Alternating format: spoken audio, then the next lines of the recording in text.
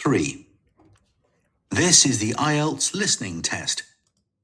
You will hear a number of different recordings and you will have to answer questions on what you hear. There will be time for you to read the instructions and questions, and you will have a chance to check your work. All the recordings will be played once only. The test is in 4 parts. At the end of the test, you will be given 10 minutes to transfer your answers to the answer sheet. Now turn to part 1.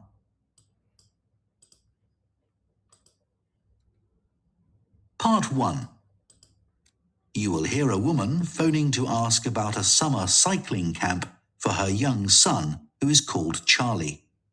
First, you have some time to look at questions 1 to 5.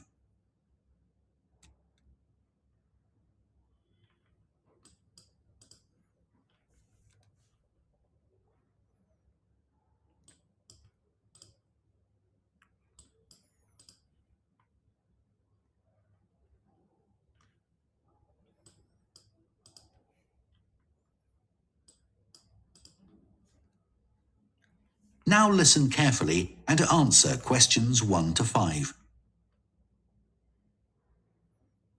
Hello, Junior Cycle Camp. Jake speaking.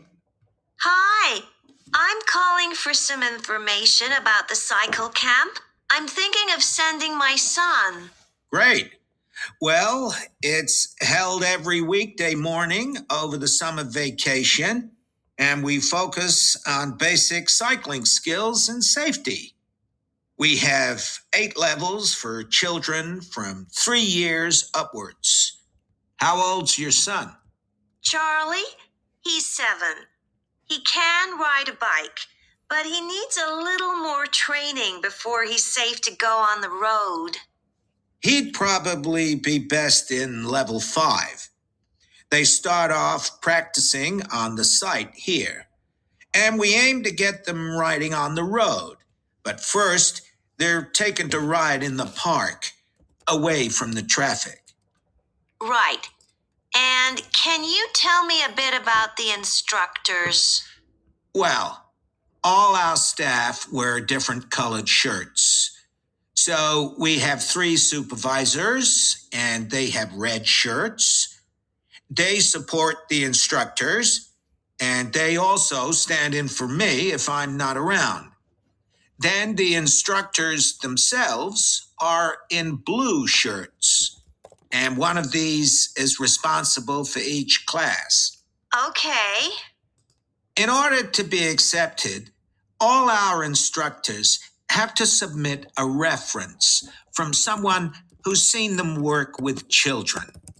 Like if they've worked as a babysitter, for example. Then they have to complete our training course, including how to do lesson plans and generally care for the well-being of the kids in their class. They do a great job, I have to say. Right. And tell me a bit about the classes. What size will Charlie's class be?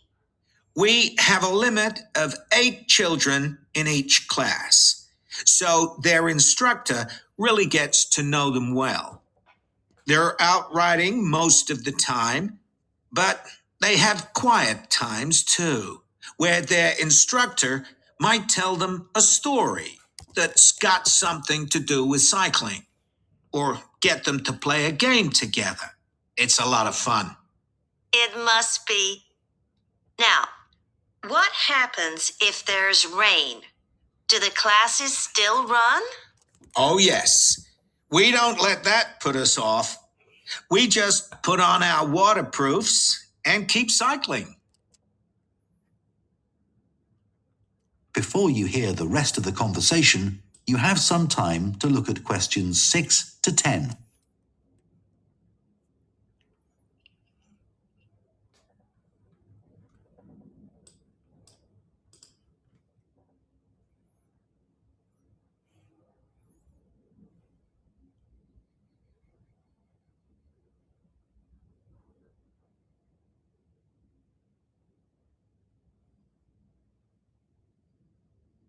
Now listen and answer questions 6 to 10. And is there anything special Charlie should bring along with him? Well, maybe some spare clothes, especially if the weather's not so good. And a snack for break time? How about a drink? No, we'll provide that. And make sure he has shoes, not sandals. Sure. And just at present, Charlie has to take medication every few hours, so I'll make sure he has that. Absolutely. Just give us details of when he has to take it, and we'll make sure he does. Thanks. Now, there are a few things you should know about day 1 of the camp. The classes normally start at 9:30 every morning, but on day 1, you should aim to get Charlie here by 9:20. The finishing time will be 12:30 as usual. We need the additional time because there are a few extra things to do.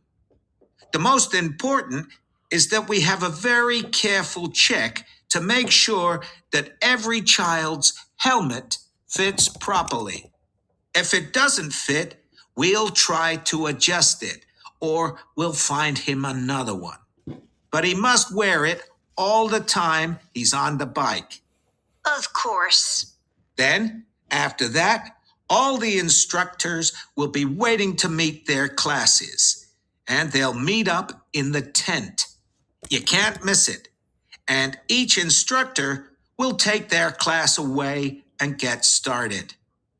Okay, well, that all sounds good.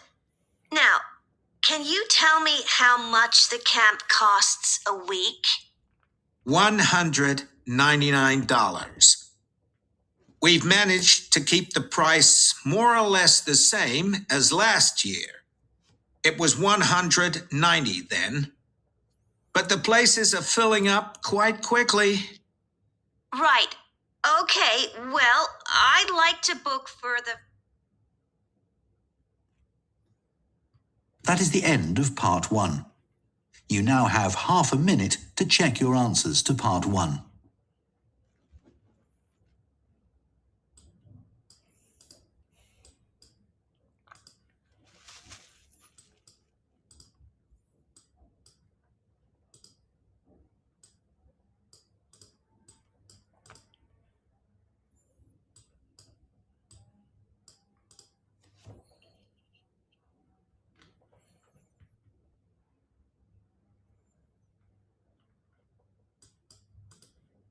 Part 2. You will hear a recruitment officer called Megan Baker giving a talk at a jobs fair about opportunities for those interested in the food and agriculture sectors. First, you have some time to look at questions 11 to 14.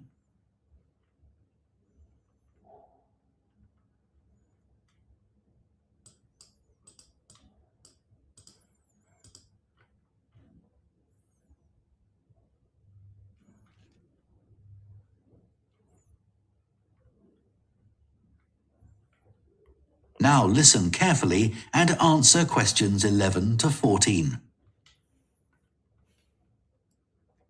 Hello everyone, my name's Megan Baker and I'm a recruitment consultant at AVT Recruitment Specialists. Now, our company specialises in positions that involve working in the agriculture and horticulture sectors, so that's fresh food production, garden and park maintenance and so on. And these sectors do provide some very special career opportunities. For a start, they often offer opportunities for those who don't want to be stuck with a 40-hour week, but need to juggle work with other responsibilities, such as childcare. And this is very important for many of our recruits. Some people like working in a rural setting, surrounded by plants and trees instead of buildings, although we can't guarantee that.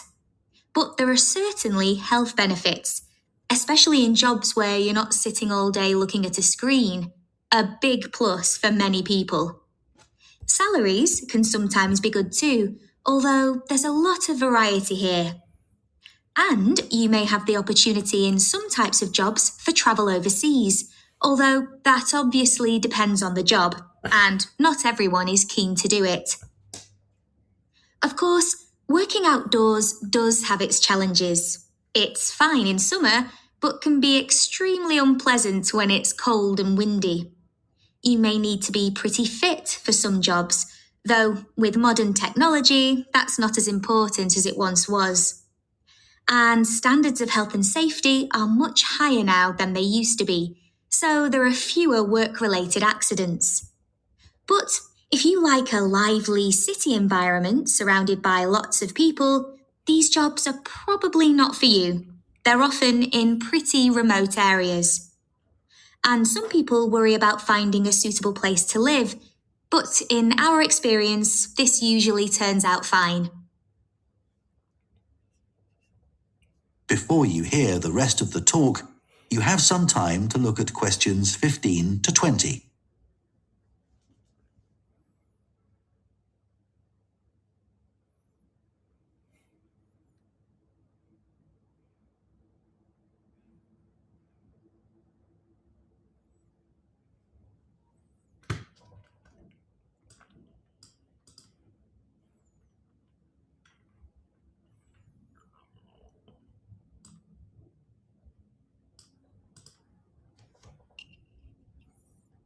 Now listen and answer questions 15 to 20. Now, let me tell you about some of the exciting jobs that we have on our books right now. One is for a fresh food commercial manager.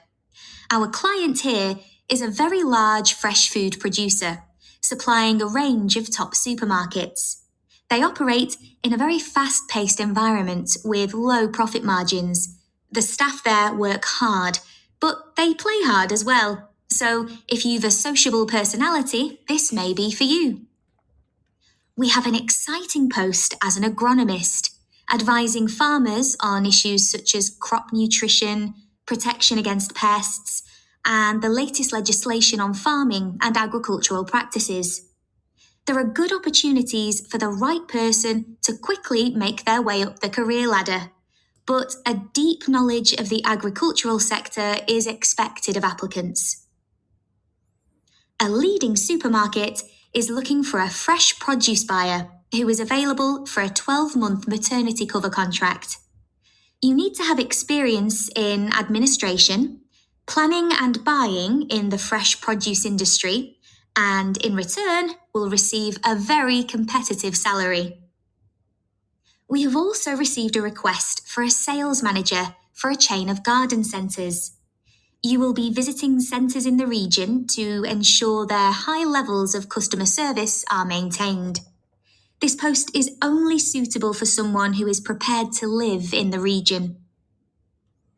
There is also a vacancy for a tree technician to carry out tree cutting, forestry and conservation work. Candidates must have a clean driving licence and have training in safety procedures. A year's experience would be preferred, but the company might be prepared to consider someone who has just completed an appropriate training course. Finally, we have a position for a farm worker. This will involve a wide range of farm duties, including crop sowing and harvesting, machine maintenance, and animal care. Perks of the job include the possibility of renting a small cottage on the estate and the chance to earn a competitive salary. A driving licence and tractor driving experience are essential. That is the end of part 2. You now have half a minute to check your answers to part 2.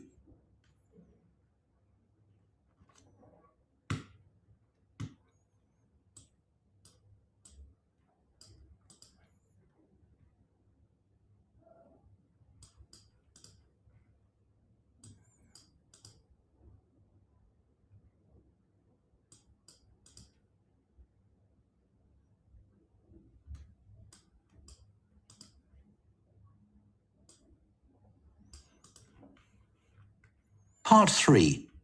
You will hear two food science students called Adam and Rosie starting to plan their presentation on diet and obesity. First, you have some time to look at questions 21 to 24.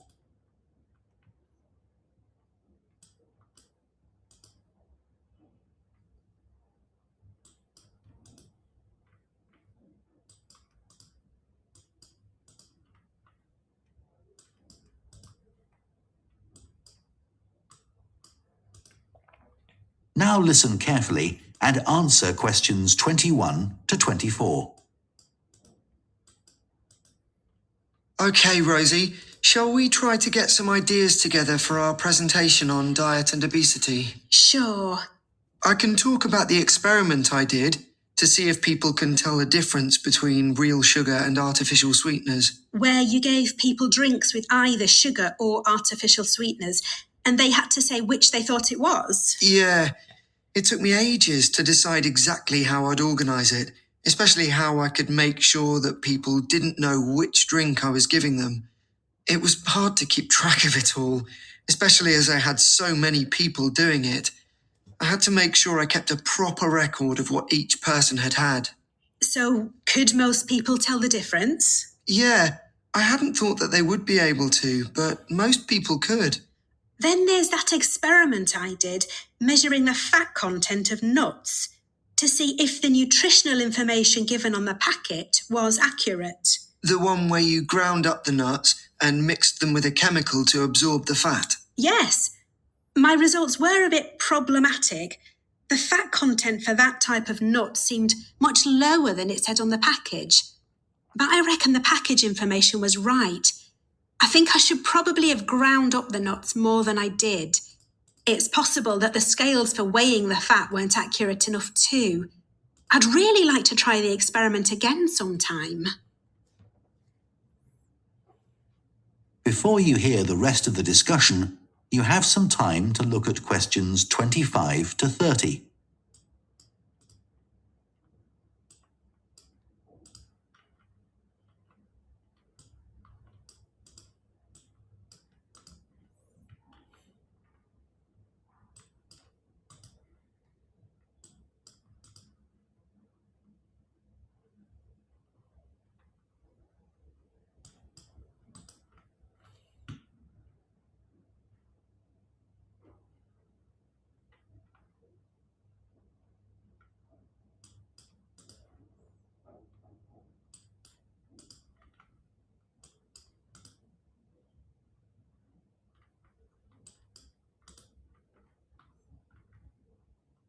Now listen and answer questions 25 to 30. So, what can we say about helping people to lose weight? There's a lot we could say about what restaurants could do to reduce obesity. I read that the items at the start of a menu and the items at the end of a menu are much more likely to be chosen than the items in the middle. So, if you put the low-calorie items at the beginning and end of the menu, people will probably go for the food with fewer calories without even realising what they're doing. I think food manufacturers could do more to encourage healthy eating. How? Well, when manufacturers put calorie counts of a food on the label, they're sometimes really confusing, and I suspect they do it on purpose, because food that's high in calories tastes better, and so they'll sell more. Yeah, so if you look at the amount of calories in a pizza, they'll give you the calories per quarter pizza, and you think, oh, that's not too bad. But who's going to eat a quarter pizza? Exactly. I suppose another approach to this problem is to get people to exercise more. Right. In England, the current guidelines are for at least 30 minutes of brisk walking 5 days a week.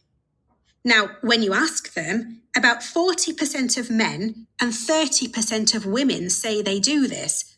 But when you objectively measure the amount of walking they do with motion sensors, you find that only 6% of men and 4% of women do the recommended amount of exercise. So you can see why obesity is growing. So how can people be encouraged to take more exercise? Well, For example, think of the location of stairs in a train station. If people reach the stairs before they reach the escalator when they're leaving the station, they're more likely to take the stairs. And if you increase the width of the stairs, you'll get more people using them at the same time. It's an unconscious process and influenced by minor modifications in their environment. Right. And it might not be a big change, but if it happens every day, it all adds up. Yes, but actually, I'm not sure if we should be talking about exercise in our presentation. Well, we've done quite a bit of reading about it. I know, but it's going to mean we have a very wide focus. And our tutor did say that we need to focus on causes and solutions in terms of nutrition. Oh, I suppose so. And we've got plenty of information about that. Okay, well, that will be simpler. So what shall we do now? We've still got half an hour before our next lecture. Let's think about what we're going to include and what will go where. Then we can decide what slides we need. Okay, fine. That is the end of part 3. You now have half a minute to check your answers to part 3.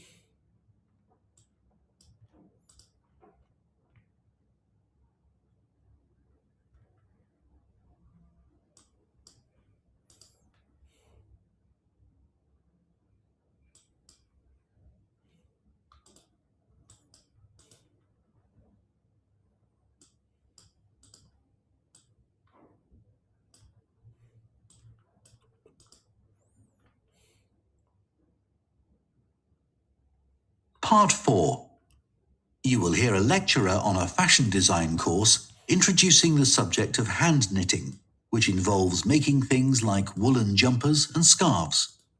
First, you have some time to look at questions 31 to 40.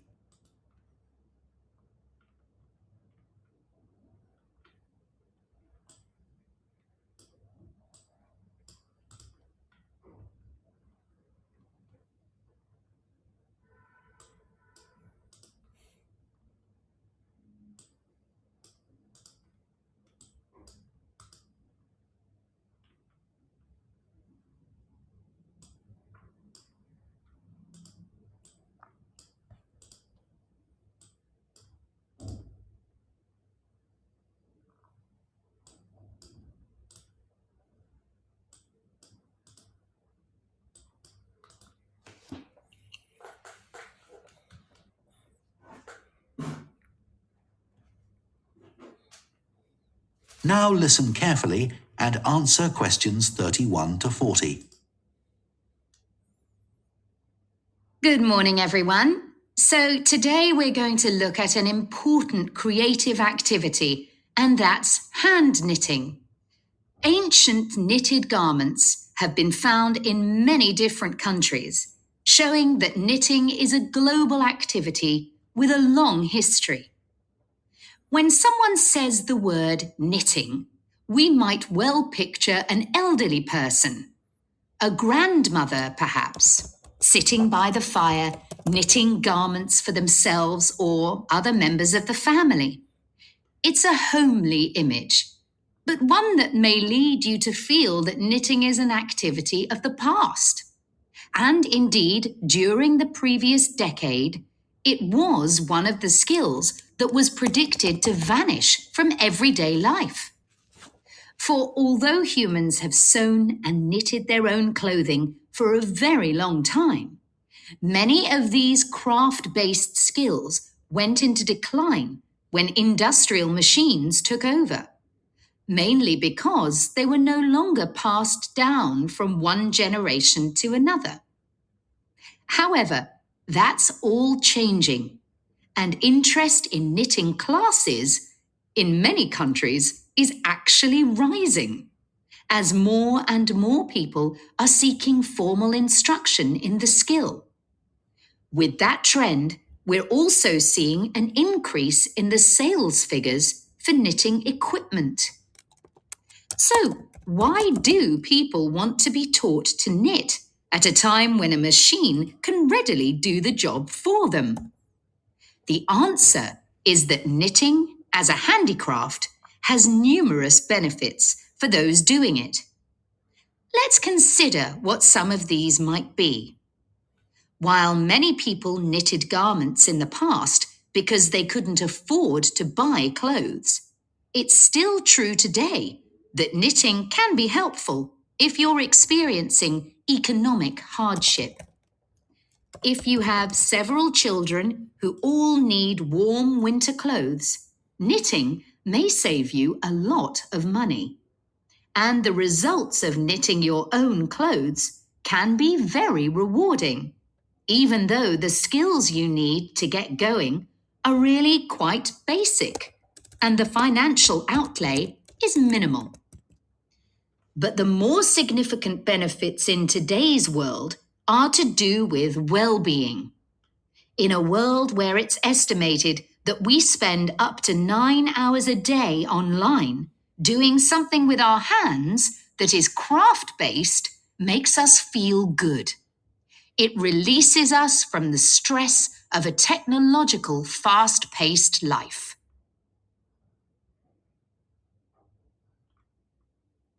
Now, let's look back a bit to early knitting activities. In fact, no one really knows when knitting first began, but archaeological remains have disclosed plenty of information for us to think about. One of the interesting things about knitting is that the earliest pieces of clothing that have been found suggest that most of the items produced were round rather than flat. Discoveries from the 3rd and 4th centuries in Egypt show that things like socks and gloves that were needed to keep hands and feet warm were knitted in one piece using 4 or 5 needles. That's very different from most knitting patterns today, which only require 2. What's more, the very first needles people used were hand-carved out of wood and other natural materials, like bone, whereas today's needles are largely made of steel or plastic and make that characteristic clicking sound when someone's using them. Ancient people knitted using yarns made from linen, hemp, cotton, and wool, and these were often very rough on the skin. The spinning wheel, which allowed people to make finer yarns and produce much greater quantities of them, led to the dominance of wool in the knitting industry, often favoured for its warmth. Another interesting fact about knitting is that because it was practiced in so many parts of the world, for so many purposes, regional differences in style developed.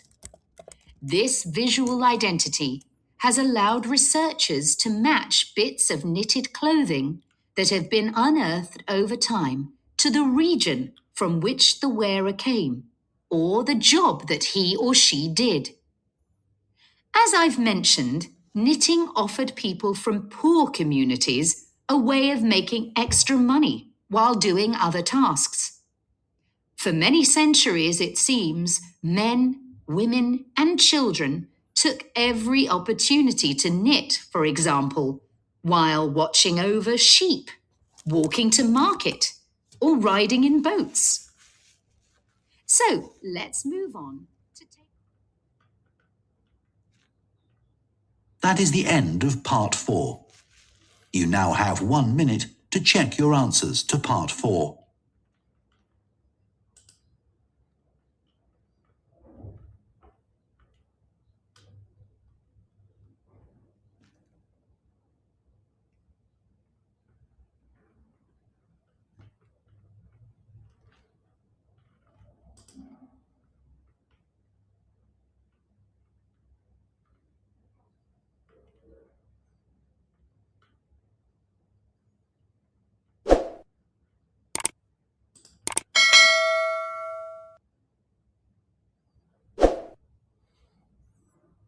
Test 3. This is the IELTS listening test. You will hear part 2. You will hear a recruitment officer called Megan Baker giving a talk at part 3. You will hear 2 food science students called Adam and Rose, part 4. You will hear a lecturer on a fashion design course introducing the subject of hand knitting, which involves making things like woolen jumpers and scarves. First, you have some time to look at questions 31 to 40.